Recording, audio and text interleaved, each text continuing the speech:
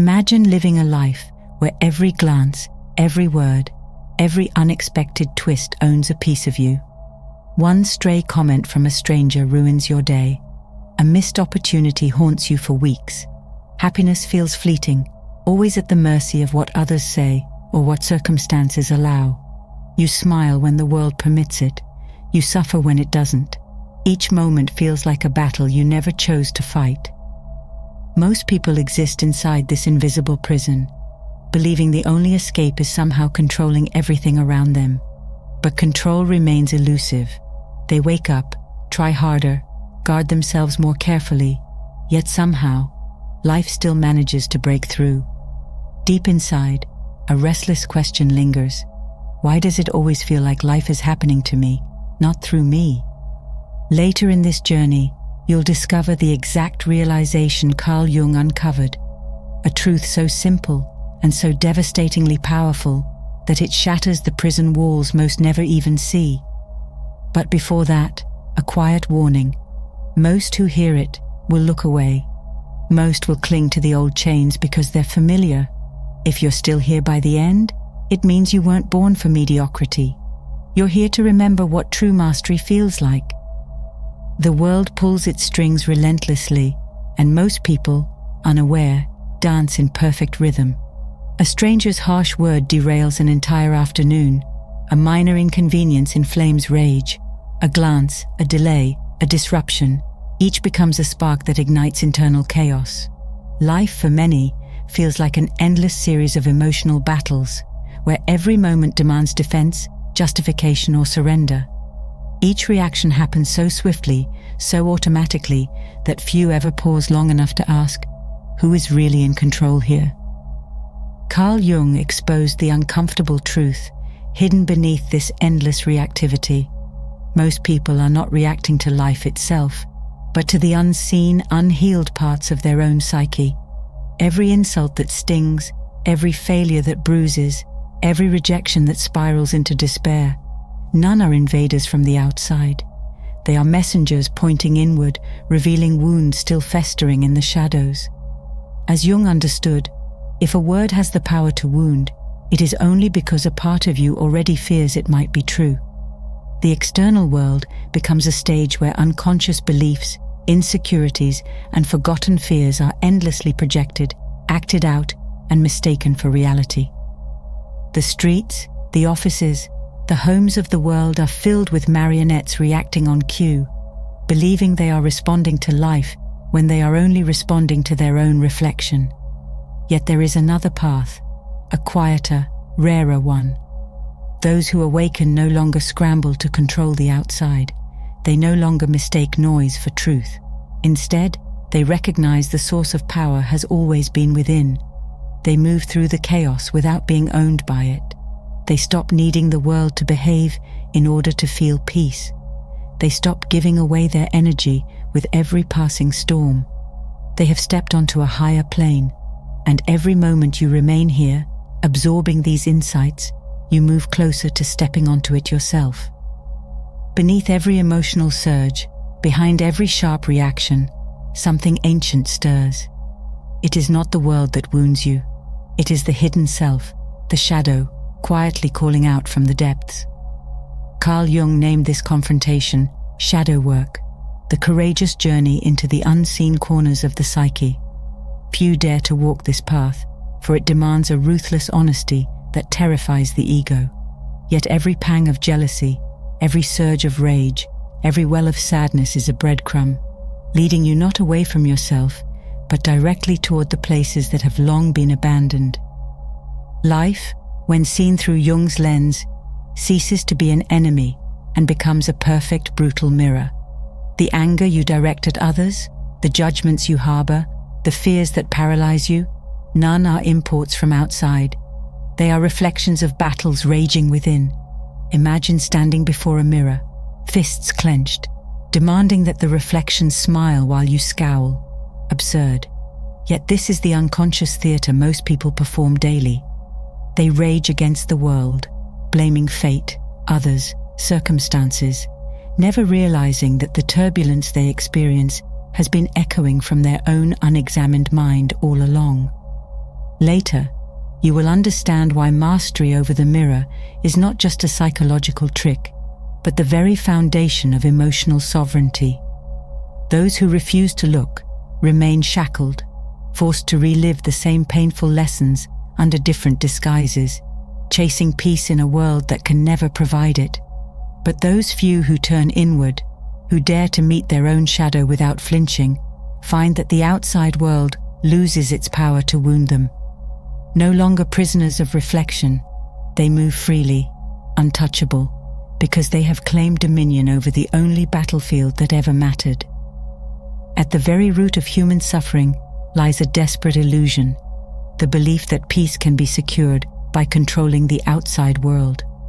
People exhaust themselves trying to mold circumstances, manipulate opinions, and predict outcomes.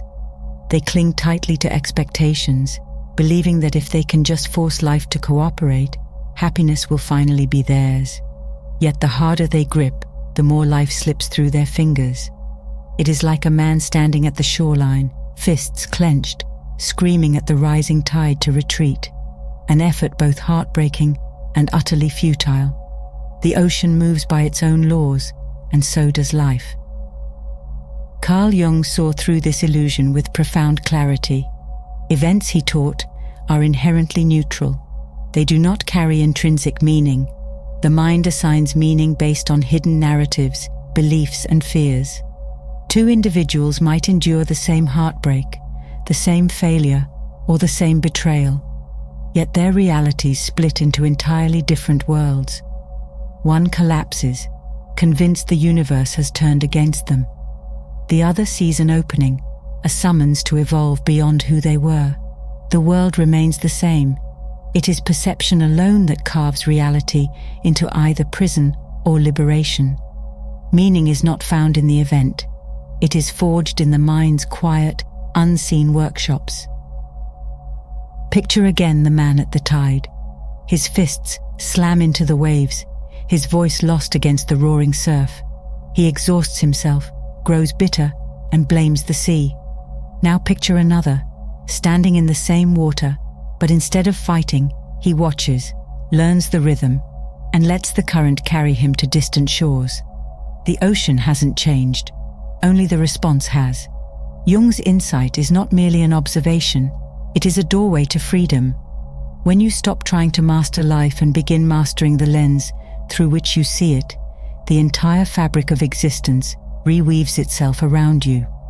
Soon, you will see why those who cling to control stay trapped, while those who surrender perception rise quietly, powerfully, beyond reach. True mastery does not demand the suppression of emotions, nor does it require withdrawing from the richness of life. It is not about becoming cold, robotic, or indifferent. Instead, mastery is found in the sacred space between experience and reaction, a space so vast, so powerful, that once you step into it, the world loses its ability to own you. Carl Jung understood that life will never stop sending storms.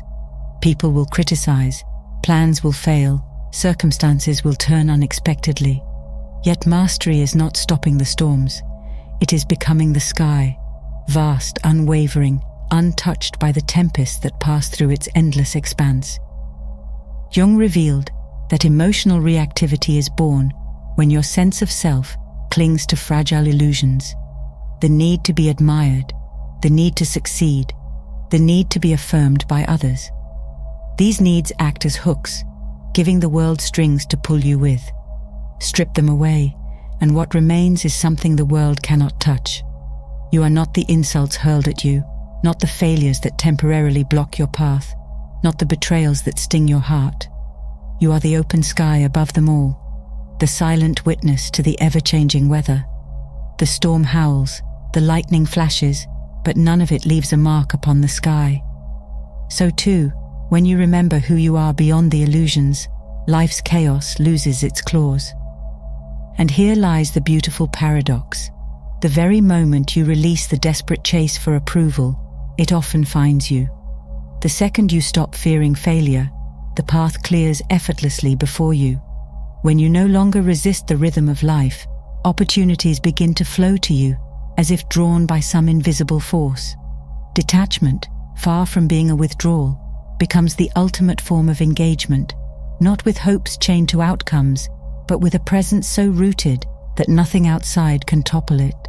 And as you continue forward, you will soon understand why those who master detachment become not mere survivors of life's storms, but the unseen architects of the skies themselves.